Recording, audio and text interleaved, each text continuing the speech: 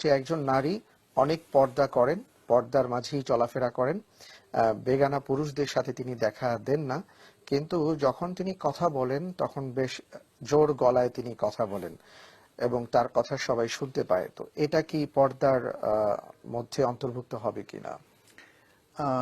নারীদের তো পর্দার বিষয়টা শুধু পোশাকের মধ্যেই সীমাবদ্ধ সীমাবদ্ধ নয়। নয়। নারীদের পর্দা তার কথায়ও এবং তার ইভেন পায়ের আওয়াজেও, আচ্ছা আচ্ছা। তার অলংকারের শব্দেও। অলংকারের শব্দেও। জি। তার মানে হচ্ছে তার নূপুরের শব্দ, তার যদি নূপুর কেউ ব্যবহার করে থাকেন অলংকার হিসাবে, অথবা চুরির শব্দ, জি। অথবা যদি কেউ জুতা ব্যবহার করেন জুতার খটখট শব্দ, এগুলো তাকে খুবই গোপন রাখতে বলা হয়েছে, যাতে অন্য পুরুষদের কানে সেটা না যায়। আচ্ছা। কারণ পুরুষরা যখন ফিল করে যেটা নারীর শব্দ, তখন অনেক দুর্বল মনের অধিকারী এবং অনেক রোগগ্রস্ত মনের অধিকারী মনোরোগ যাদের আছে, জি। মনের রোগ যাদের আছে, তারা কিন্তু এর দ্বারা আপ্লুত হতে পারে। ফায়াতমা আল্লাযী ফি কলবিহি মারাদ।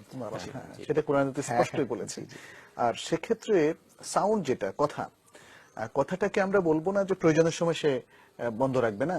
কথা যখন মেয়েরা কোনো পরপুরুষের সাথে, যেমন টেলিফোনে, মোবাইলে, অথবা যখন মার্কেটে যায়, তখন তারা কথা বলতে পারবে, কিন্তু সেই কথাটা যেন এমন ভাবে না বলে যাতে পরপুরুষ তার প্রতি আকৃষ্ট হয়।